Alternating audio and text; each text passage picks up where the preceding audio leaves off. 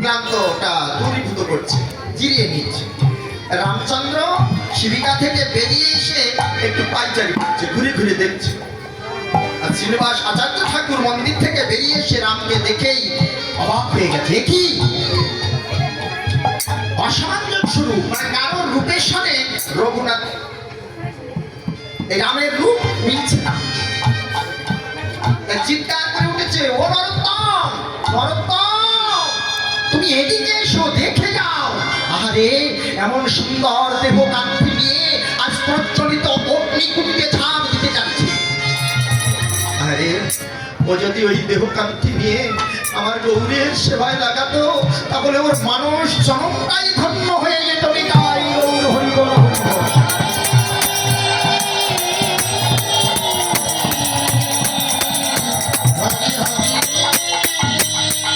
এইটুকুনো কিন্তু কানে এসেছে, আর না।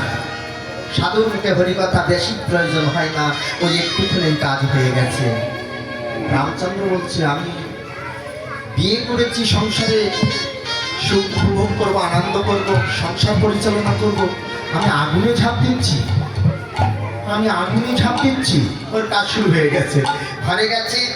বিয়ে বাড়িতে তো বোঝেন কি আনন্দ, ধুমধাম বাজি বাজনা করে রাত 12টার পরে সবাই যখন ঘুমিয়ে গেছে, সেই সময় রামচন্দ্র কি করেছে, তার স্ত্রীর একটা নতুন বসন নিয়ে নিজে মেয়ে ছেলের মতো করে ঘর থেকে বেরিয়ে পড়েছে। সোজা চলে এসেছে শ্রীনিবাস আচার্য ঠাকুরের মন্দিরে। গুরুদেব,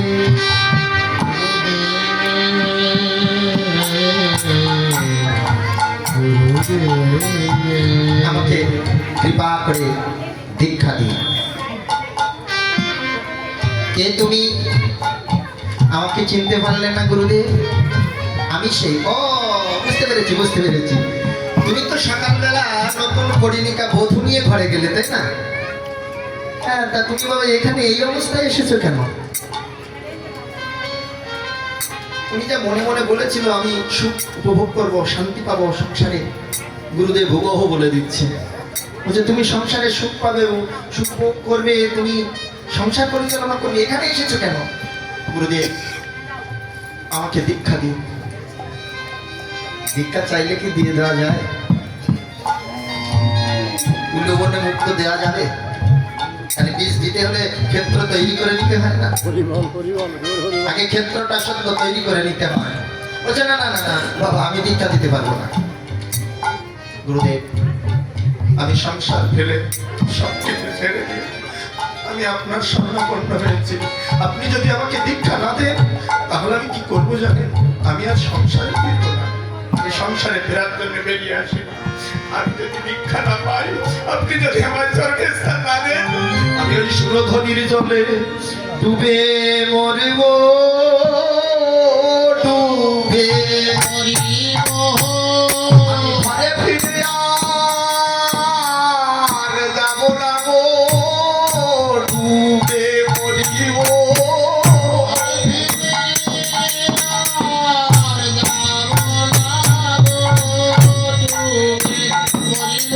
আমি ঘরে ফিরে আর যাব না গো, ডুবে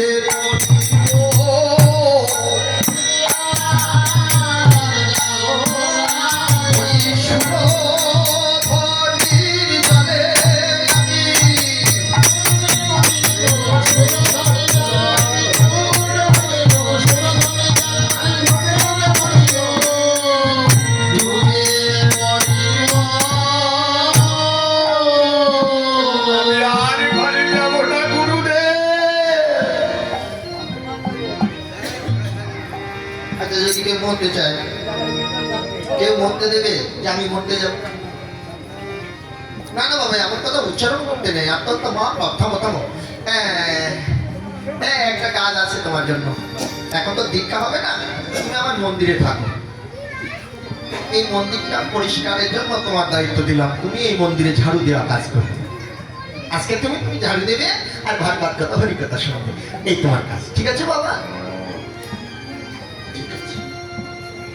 রামচন্দ্র কি করে? মন্দিরে ঝাড়ু দেয়, মন্দির পরিষ্কার করে।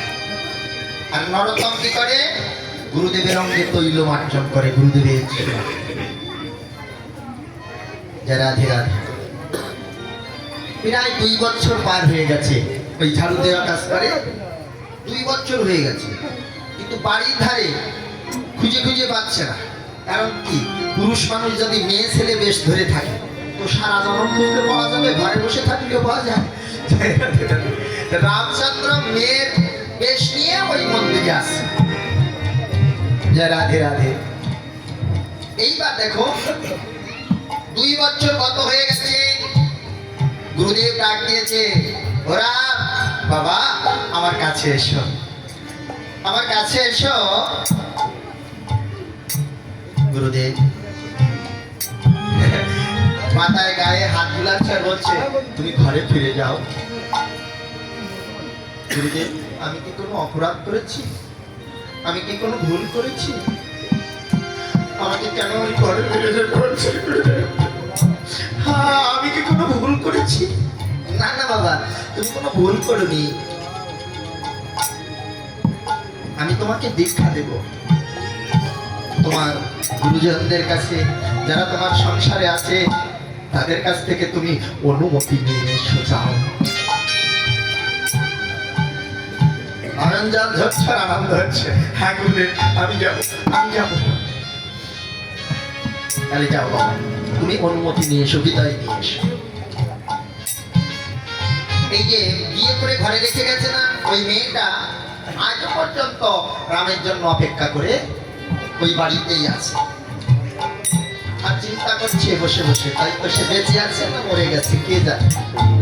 এদিকে রামচন্দ্র কি করেছে, মন্দির ঝাড়ু দিয়ে স্নান করে মেয়ে ছেলের বেশ ছেড়ে দিয়ে দাদার সঙ্গে তিলক সেবা করে বৈষ্ণবের বেশ ধারণ করে গুরুদেবের চরণে ভক্তি করে যাত্রা করেছে গৃহের। তার স্ত্রী বারান্দায় বসে বসে ইহানো চিন্তা করছে, আমি তার আশায় কি এখানে থাকবো, না আমার বাবার বাড়ি চলে যাবো? কার জন্য এখানে থাকবো? আমি যার হাত ধরে এসেছি সে বেঁচে আছে কি মরে গেছে আমি জানি না, আমি কোন আশায় থাকবো? হে ঠাকুর তুমি বলে দাও। এই বলতে বলতে রাম আঙ্গিনায় উপস্থিত। দেখেই চিনতে পেরেছে আমার স্বামী ফিরে আসছে। যখন ধীরে ধীরে ঘরের দিকে রওনা দিয়েছে, তার স্ত্রী চিৎকার করে বলছে, দাঁড়াও, তুমি ঘরে ফিরে এসো, এসো।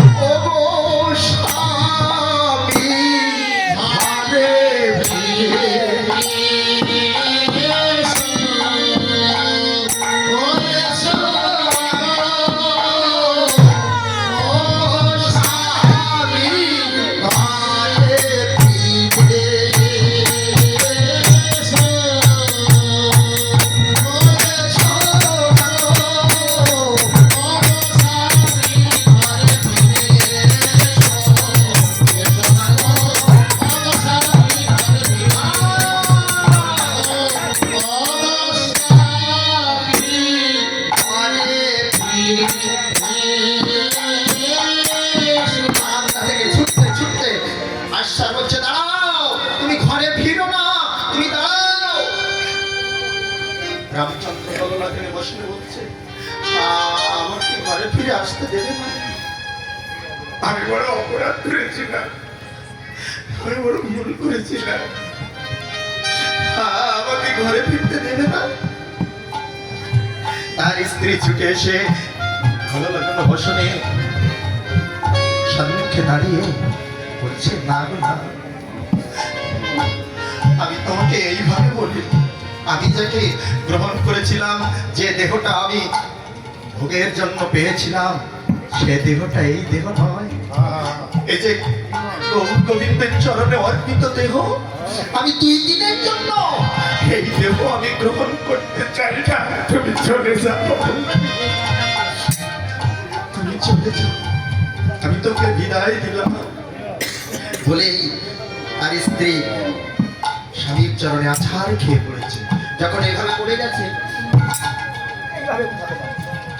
উঠাতে যেয়ে মানে তাদের ঘরে টেনে তুলতে গিয়ে তার স্ত্রী শীতে সিঁদুর চিবুকে লেগে গেছে, চিবুকে সিঁদুর লেগে গেছে।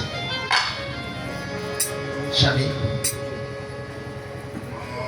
তুমি তুমি গোবিন্দের কাছে বলো আমাকে যেন সে কৃপা ভবনটি পার করে নেয়। আচ্ছা প্রিয়া, আমার কাছে তো তোমার কিছু চাও পাওয়ার আছে, আমি তোমার স্বামী, তুমি আমার কাছে কিছু চাও না? তুমি এমনি ভাবে আমাকে বিদায় দিচ্ছ, আমার কাছে কিছু চাও না? সংসার পিতা মাতা সবকিছু পরিত্যাগ করে দিয়ে তুমি আমার হাত ধরে আমার ঘরে এসেছো, তুমি আমার কাছে কিছু চাইবে না? আর স্ত্রী নয়ন জল ছেড়ে দিয়ে বললো হ্যাঁ চাই। কি চাও? একটা নিশি তুমি আমার কাছে থাকবে, কথা দাও। একটা নিশি আমার কাছে থেকে তুমি আমাকে হরি কথা শোনাবে, শোনাবে না? কোন মেয়ে আছে স্বামীর কাছে হরি কথা শুনতে চেয়েছে? আছেন? যে তুমি আমাকে ভাগ ভাগ শোনাও, হরি কথা শোনাও। আজকে মধুর মিলনের দিন, আমি একটু হরি কথা শুনি।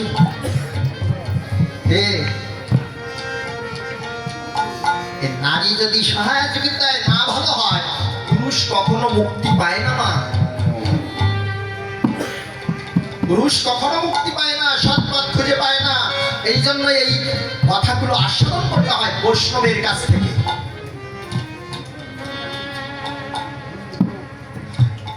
ঠিক আছে, তুমি যখন বলছো আমার গুরুদেবের কথা আমি শোনাবো। সারা রাত্রি জেগে, বুঝলেন, সারা রাত জেগে ওই গৌর গোবিন্দের কথা, গুরুদেবের কথা কীর্তন করেছে সারা রাত দুজনে। ভোর যখন হয়েছে, পাখির কলকজনী যখন উঠেছে, তখন কি করেছে জানে? উঠেই বলছে, ও গো প্রিয়া, আমি তো মন্দিরে ঝাড়ু দেওয়া কাজ করি, আমাকে একটু সকাল সকাল যেতে হবে, আমাকে বিদায় দাও। ভক্তি করে বললো তুমি এসো। আর গোবিন্দকে বললো আমার কথাটা এই হতভাগিনী কান পাশে যেদিন যাবে সেদিন যেন কৃপা করে পারে করে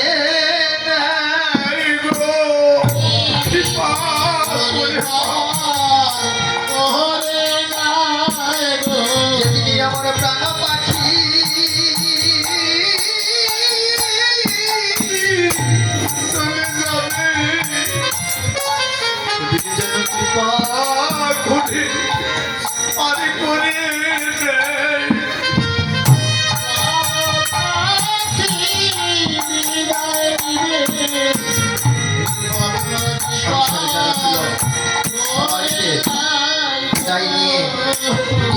মন্দিরে একটু আসতে বিলম্ব হয়ে গেছে।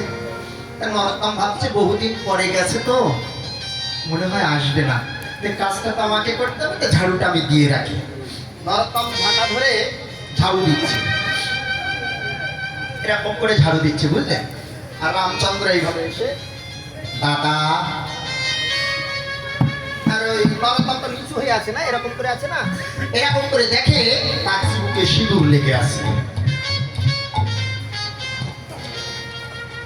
আচ্ছা, এরকম দৃশ্য নিয়ে যদি মন্দিরে বা ধামে বা আশ্রমে আসে তাহলে কি রাগ হবে না?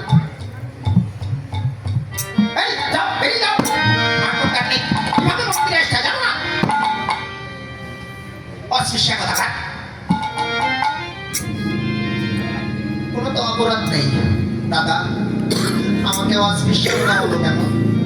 আমাকে নিম্ন কলেবর বলা হলো কেন? আমাকে গালি দেওয়া হলো কেন দাদা? আমি কোনো অপরাধ করি? এখন আমাকে দাঁড়িয়ে দাঁড়িয়ে কথা বলছি। যে ঝাড়ু ছিল, এই ঝাড়ুর আঘাত করতে করতে মন্দির থেকে বাহির করে দিলেন। রামচন্দ্র কাঁদতে কাঁদতে বলছে আমি কোনো অপরাধ করি, কোনো ভুল করি, আমাকে দিয়ে পিটানো হলো।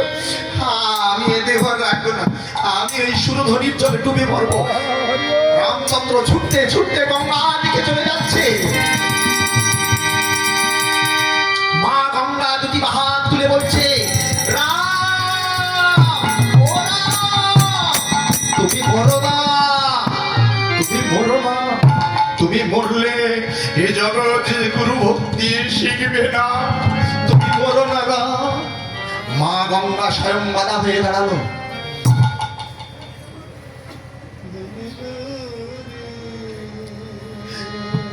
আর রামের মরাটা হলো না। গঙ্গা তীরে বৃক্ষ তলে বসে বসে কাঁদছে, আমি কোনো অপরাধ করিনি ঠাকুর, ওগো গুরুদেব, আমি কেন কোনো অপরাধ করি? আমাকে কেন মন্দির থেকে তাড়ানো হলো? ও ঠাকুর, কাঁদছে। এমন সময় শ্রীনিবাস আচার্য ঠাকুর মন্দির ফিরে এসেছে। কোথায় নরোত্তম? আমার অঙ্গে তৈল মার্জন করে দাও, আমার স্নানের সময় হয়েছে। নরোত্তম এসে গুরুদেবের অঙ্গে তৈল মার্জন করছে। যখন ওই পিঠের দিকে হাত দিয়েছে তখন গুরুদেব বলছে, যন্ত্রণা করছে নরোত্তম, একটু ধীরে দাও, আস্তে যাও, আমি যন্ত্রণা সহ্য করতে পারছি না। পিঠের দিকে তাকিয়ে দেখে লাল লাল সরু সরু দাগ পড়ে আছে। গুরুদেব, এই আপনার বৃষ্টি আঘাত করলো কে? কেন তুমি জানো না? না, আপনি বলুন, আমি তার একটা ব্যবস্থা নিব। আপনার অঙ্গে আঘাত করেছে। আজ সকালবেলা তুমি কার পিঠে ঝাঁটার বাড়ি মেরেছিলে? রামের পিঠে। কেন মেরেছিলে? রাম সারা দেশে যুবতী নারীর কাছে থেকে স্নান না করে, শুদ্ধ না হয়ে মন্দিরে এসেছিল এই অপরাধী। তুমি জানো রাম সারা দেশে যুবতী নারীর কাছে থেকে কি করেছিল? তুমি জানো পুরুষ সারা দেশে যুবতীর কাছে থাকলে কি অপবিত্র হয়ে যায়? পুরুষ সারা দেশে যুবতী নারীর কাছে থাকলে অপবিত্র হয়ে যায়। আমার রাম সারা দেশে তার স্ত্রীর কাছে গৌর গোবিন্দের কথা কীর্তন করে ভাগবত কথা শ্রবণ করাতে করে তিনি সুপ্রভাত হয়ে গেছে। সে ছুটতে ছুটতে মন্দিরে চলে এসেছে। তার কোনো অপরাধ ছিল না। সারা রাত্রি সে গুরুদেবের কীর্তনই করেছে। আর সেই নিরাপরাধ রামের পিঠে যখন তুমি ঝাঁটার বাড়ি মারছিলে, আমি আর সহ্য করতে পারিনি, তাই রামের পিঠে পিঠ দিয়ে সেই ঝাঁটার বাড়ি সব আমি নিয়েছি।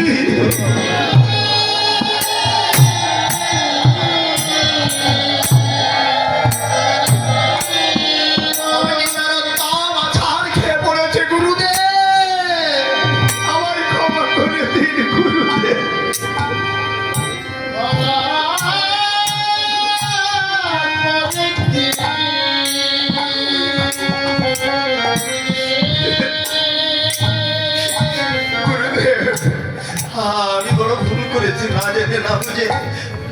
আমি না, তোমার মতো শিষ্য আমার এক মুহূর্তে দরকার নাই। এই মুহূর্তে তুমি আমার মন্দির ছেড়ে চলে যাও।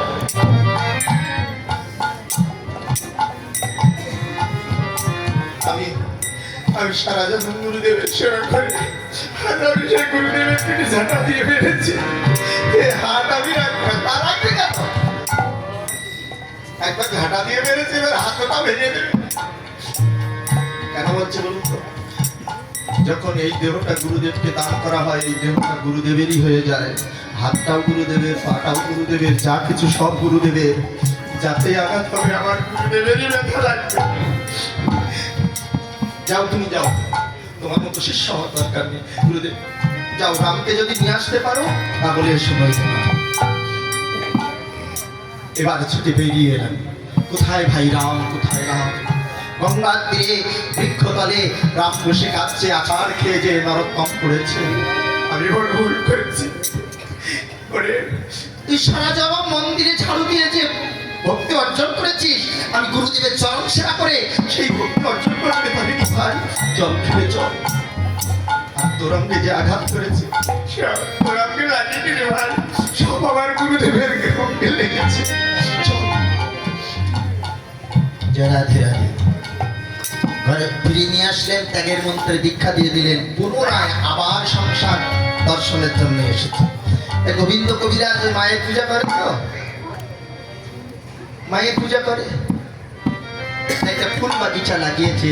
ওই ফুল বাগিচার ধার দিয়ে যাচ্ছে, আর রামচন্দ্র বলছে, আরে কত সুন্দর ফুল, এই ফুল যদি আমি আমার গোবিন্দের সেবায় লাগাতে পারতাম আমার জনমটাই ধন্য হতো। নিতাই গৌর প্রেমানন্দে হরি হরি বল।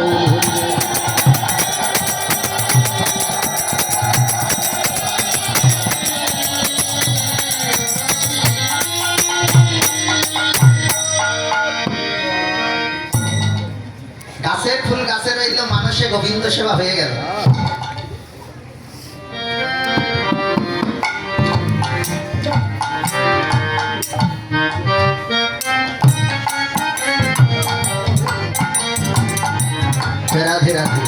গোবিন্দ কবিরাজ কি করেছে?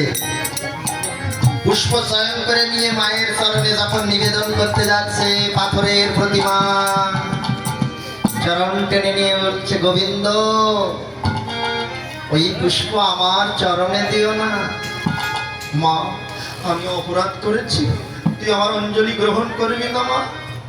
অপরাধ তুমি করনি বাবা, অপরাধ করেছে তোমার ছোট ভাই রাম। কি অপরাধ করেছে? কি অপরাধ করেছে মা? অপরাধ করেছে তোমার ওই যে পুষ্প আমার চরণে দান করছো, তোমার ভাই রামচন্দ্র অনেক আগেই ওটা গোবিন্দের সেবায় লাগিয়ে গেছে। গোবিন্দ সেবার প্রসাদী ফুল তুমি আমার পায়ে নয় আমার মাথায় দাও, আমার গোবিন্দ ভক্তি বৃদ্ধি পাবে। নিতাই গৌর হরি বল।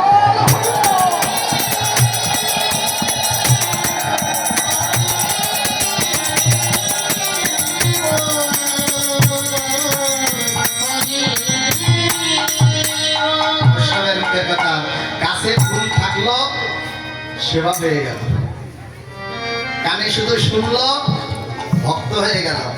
আর হরি কথা শুনতে হলে সাধুর কাছে যাও, বৈষ্ণবের কাছে যাও। রাধে রাধে, বুঝলে? এদের মুখে হরি কথা শুনতে হয়। রাধে রাধে। বাসুদেব ঘোষে কহে মনের হরি সে, বাসুদেব